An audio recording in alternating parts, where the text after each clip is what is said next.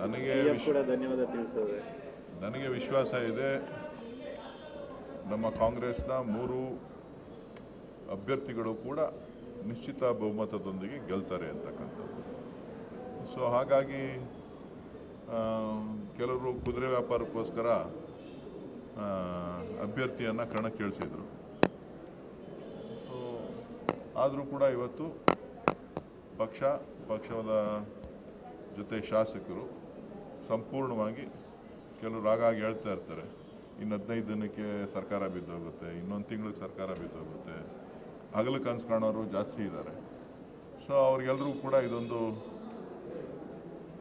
ಪಾಠ ಅಂತ ಕಾಣಿಸ್ತದೆ. ಸರ್, DCM DK ಶಿವಕುಮಾರ್ ಅವರು ಹೇಳಿದ್ರು 42 ಜನ ಕಾಂಗ್ರೆಸ್ ಶಾಸಕರನ್ನ ಬಿಜೆಪಿಯವರು ಸಂಪರ್ಕ ಮಾಡಿದ್ರು ಅಂತ ಹೇಳಿ. ಯಡಿಯೂರಪ್ಪ ಅವರೇ ದೂರವಾಣಿ ಮೂಲಕ ಮಾತಾಡಿದ್ರು ಅಂತ.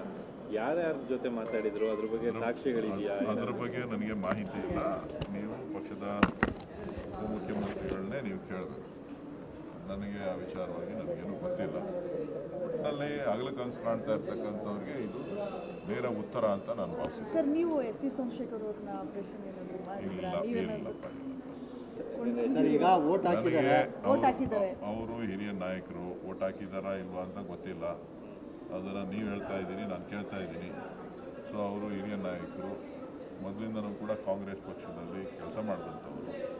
ಮಧ್ಯದಲ್ಲಿ ಕೆಲವು ಕಾರಣಗಳಿಂದ ಅವರು BJP ಸೇರಿದ್ದಾರೆ. ಈಗ ಅವರು BJPನಲ್ಲಿದ್ದಾರೆ. ಅವ್ರ ತೀರ್ಮಾನ ಏನು ಅಂತ ನನಗೆ ಗೊತ್ತಿಲ್ಲ. ಮತ್ತೆ ಯಾವಾಗ ಬರ್ತಾರೆ ಸರ್ ಕಾಂಗ್ರೆಸ್ಗೆ?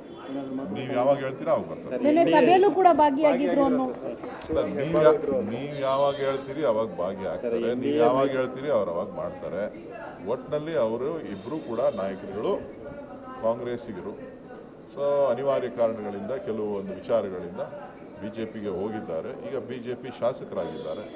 ಅವರ ತೀರ್ಮಾನ ಏನು ಅಂತೇಳಿ ನೀವು ಅವರನ್ನೇ ಕೇಳಬೇಕು.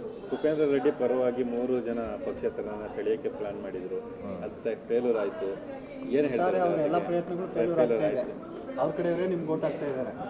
ಅಲ್ಲ, ಒಟ್ಟಾರೆ ನಾನು ಹೇಳಿದ್ನಲ್ಲ, ಹಗಲು ಕನಸು ಕಾಣ್ತಕ್ಕಂಥವ್ರಿಗೆ ಇದು ಉತ್ತರ ಅಂತ. ಕೆಲವರು ಹಗಲು ಕನಸು ಕಾಣ್ತಾ ಇರ್ತಾರಲ್ಲ, ನಿಮಗೆ ಗೊತ್ತಿದೆಯಲ್ಲ ಯಾರ್ಯಾರು ಹಗಲು ಕನಸು ಕಾಣ್ತಾ ಇದ್ದಾರೆ. Thank you.